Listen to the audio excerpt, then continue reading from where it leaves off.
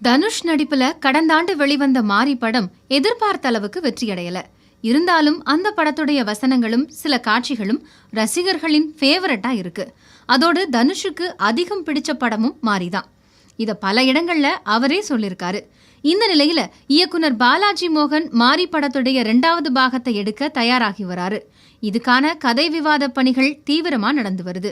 என்னை நோக்கி பாயும் தோட்டா, வடசென்னை ஆகிய படங்கள்ல நடிச்சு வரும் தனுஷ் பாலாஜி மோகன் கிட்ட இதுவரைக்கும் தயாராகி இருக்கும் கதையை கேட்டிருக்காரு. இயக்குனர் சொன்ன கதை அவருக்கு பிடிச்சு போக அடுத்தடுத்த வேலைகளை தொடங்க சொல்லியிருக்காரு.